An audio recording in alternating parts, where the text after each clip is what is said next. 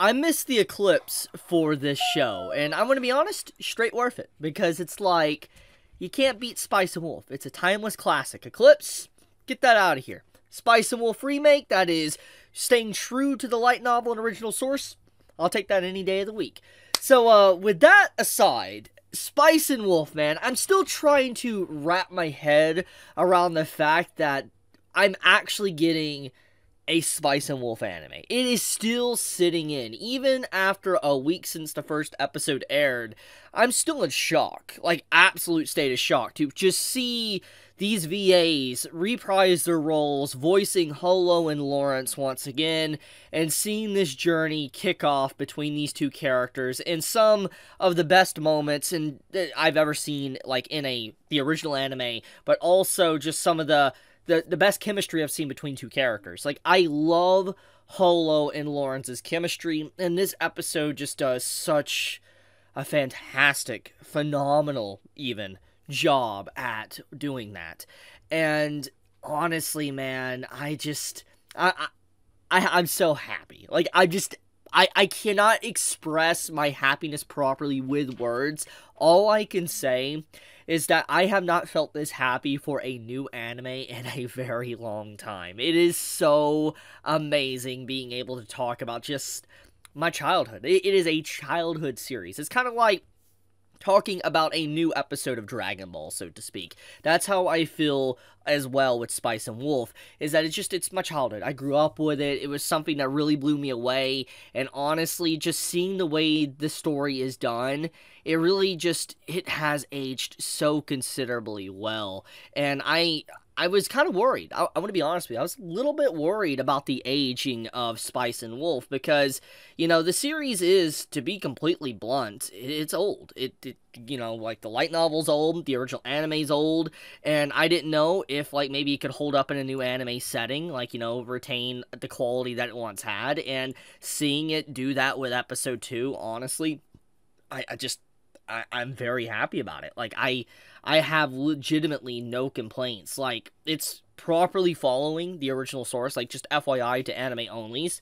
Like, if you're worried if it might be cutting out details or whatever, besides some very, very minor dialogue, it's basically word for word from the light novel. And that's amazing. Like, straight up, that is the most I can ask for from a series. And I feel like the way they made this episode very engaging, and it's just strictly a talking episode, showcases the weight of just how interesting these two characters are, but also just the adaptation that is being put into this show. So let's dive headfirst into what this episode's about.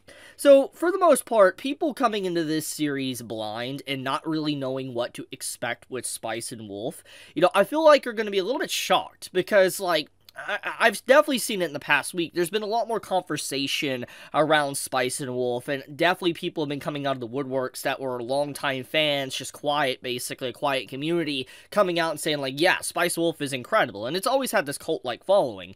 And, there's a lot of newcomers coming into the show, and probably like, why is people hyping this up so much? Why are people, really talking about Spice and Wolf out of nowhere? Well, it's because, once again, it is why people like Free Ren. It is why people like Mushoku Tensei. This is not obviously a reincarnated series or an isekai series. It's not that. But the point is that it's a traditional fantasy. It is a strictly traditional fantasy story that in these days, in these times, we don't get often. Like, Free Ren, the reason why I think it really blew up in popularity, truthfully, was because of just the traditional fantasy that it had. It wasn't about a reincarnated another world or anything like that. It was just strictly a fantasy story. And that's what Spice and Wolf is. It is strictly a fantasy story within this world, and the verse is slowly being delved into and finding out a little bit more about what's going on, the inner workings, and how these characters fit within this world. And it makes the world feel very lived in. Obviously, this is the very early stages of the story, story, and a lot of people that are newcomers to this might not fully understand what's going on, or even what they're truly getting into. But I think that we did get a really good glimpse of what to expect from the show, and one of those big things is the back and forth between Holo and Lawrence. That is the most important element of the show, is that these two characters constantly are able to, at first glance looking at them, it looks like they're having maybe an argument or a disagreement, but it's just witty banter back and forth, kind of just like teasing each other and trying to see, how they feel about each other and all that. There's just this constant, banter between them that showcases the chemistry, that how they have a lot in common but a lot of differences as well, and somehow it just works, and it makes their story very engaging. And I think one of the big elements that makes that very engaging is the final segment of the episode where they're having the carriage ride and they're talking about wolves and all that. And obviously in the moment, Lawrence, he upset Holo, and basically when you see the whole little dialogue, she talks about how wolves will bite off the head and eat the heart of, people.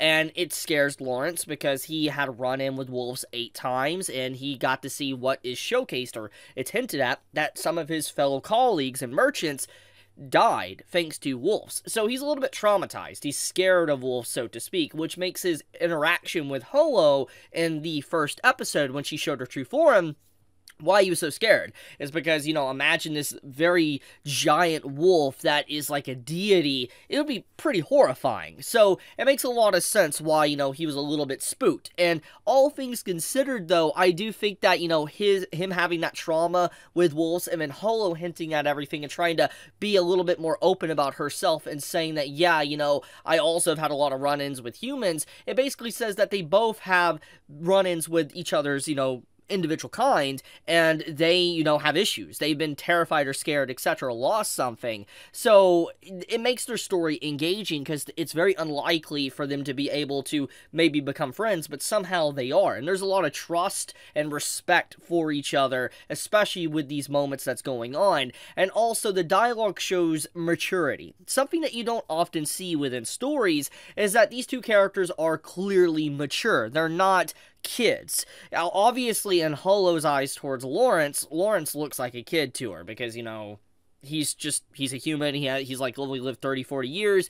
To her, she's lived like hundreds, maybe thousands of years. So you factor all that in, yeah, of course he looks like a child to her. But regardless of that point of view, they obviously act very mature as characters. They talk through things, and when they're upset, they will just straight up say they're upset or they're angry instead of bottling it up and then just letting it drag out for episodes upon episodes. That's not what this series is clearly doing. It respects your time. It respects, your intelligence. It respects that, yeah, this is technically how mature individuals would talk with each other. If they got upset, they would say, I'm upset, and then they would probably say why they're upset, and then, they would talk it through, or they would just split up. And obviously, in this case, they talked it out, and they got, an understanding of each other's past to a certain degree, and they managed to just find more in common. So, yeah, I mean, the maturity of Holo and Lawrence is a big part of the story and the banter between them, and this episode, once again, clearly shows that. It is one of the single most important and engaging things with the story,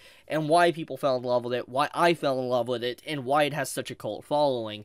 Now, with that being said, there is other things going on within the episode besides just that.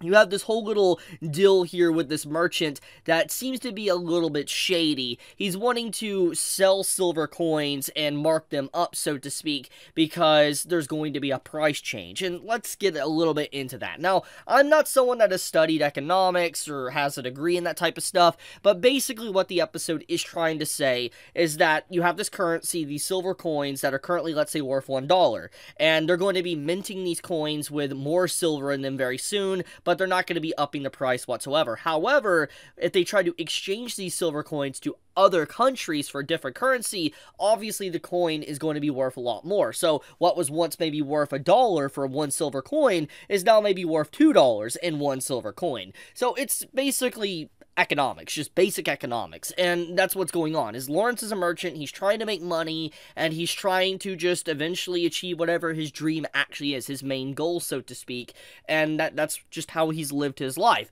So, obviously, these different type of elements might be boring for some, because economics might not be the most engaging thing for people, and obviously, since this entire episode was just dialogue, it might also turn people away from the show. But if you're someone that likes a very slow burn story, someone that likes character-driven stories and fantasy on top of that, you're going to absolutely fall in love with this series, because it does all these different elements so well, and they're perfectly intertwined into the main theme of the story that I just can't help but just be mesmerized by the beauty of Spice and Wolf after all of these years, being able to see this once again with new footage. Now, let's talk about that for a second. Speaking of footage or art and animation, now that, a week has passed and this is the second episode of Spice and Wolf, I can now, I think, comfortably talk about just the art style direction of the show and if it is good or not. Now, as I've commented on last week for my first impressions of Spice and Wolf, I do think that the anime is good. The art style, I think, definitely follows the original light novel illustrations a lot better than the OG, but also, thanks to just, a decade plus already passing, animation art techniques have evolved since then, and there's a lot more digital and all that different type of stuff that goes on, and so you could clearly see these different techniques and stuff that has been applied in recent anime in the last decade to Spice and Wolf, and I think that the overall quality and visuals of Spice and Wolf has never really looked any better. I know there will be some that are going to be like, be very nostalgic and want to stick to how the old designs were, and I understand. I do think that there is a charm and uniqueness to the original art style of Spice and Wolf, and I don't think anything is ever going to replace that for me. But I cannot deny that the new designs, or at least the more accurate illustration designs for the anime, looks really good, and I think it's more palatable for newcomers to the show, because we gotta remember, Spice and Wolf fans, yeah, we have probably, if you're a fan of Spice and Wolf prior to this anime, you probably have watched the original anime, you probably have read the light novel, and yes, we have some nostalgia for the old designs, but let's be honest, it's a good thing. It's a good thing to update this for people to be able to get into the show and experience the magic of Holo and Lawrence's journey within this series for the first time. And I can't wait for a new generation of fans, honestly, to really dive into this show and understand those same feelings that I felt so long ago. Now, that being said, we got a little bit of details hinting at Holo and just her thoughts of the passing of time, which gets into my comparison I made with Free Ren, and that Holo's obviously lived for a long time. And she talks about in her days, when she was a lot younger, she, realized the church wasn't that massive. It wasn't big. They didn't have, this much power and weight that they now do. And she realizes, thanks to just how much time has passed, the future of maybe people that believe in pagan gods or just different forms of religion might not exist as they once were. They have to remain more hidden. She's starting to realize that, especially with how she has to hide her very identity within this world. She has to hide her ears, she has to hide her tail, and there's even a conversation between Lawrence and Holo to where it's like, oh, if I had burns on my face, I would wear them with pride and not try to hide them. Basically saying it doesn't matter about the marks or bruises, even if she, let's say, had no limb, like she had no arm or something, she would show it with her pride and not care. But thanks to this new society and this new world that she's in, she does have to hide certain things because she could be put into grave danger if she does not. So it shows like a different passing of time on how there's a little bit less acceptance maybe in this world than what she's actually used to. It's fascinating. I really like that. And these little elements really carry the show because it's for those that pay attention to the conversation between the two characters. Like, for instance, there's a moment to where the merchant, this really novice merchant, is talking to Holo and Lawrence, and he wants to see what Holo looks like under the hood.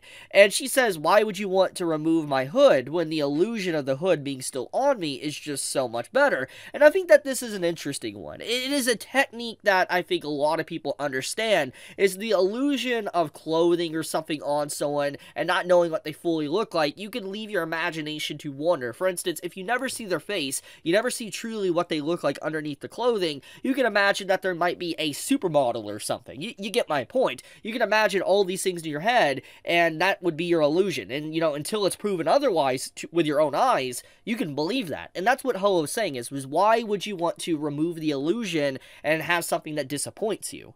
when, you know, your imagination will just be so much better than anything else. I like that. It's also a very mature little line, and I feel like will fly over a lot of people's head while watching this episode. But yeah, overall, I enjoyed it. Great episode of Spice and Wolf. I really have no complaints whatsoever, and I think that it shows that this staff, this studio, really does love this series, and they want to give it the best they possibly can. So I'll leave it at that. Thank you so much for watching. If you enjoy my content and you want any more of my content to appear in your feed, then do subscribe, do leave a like. It does help me out a lot. And with that, Chibi out.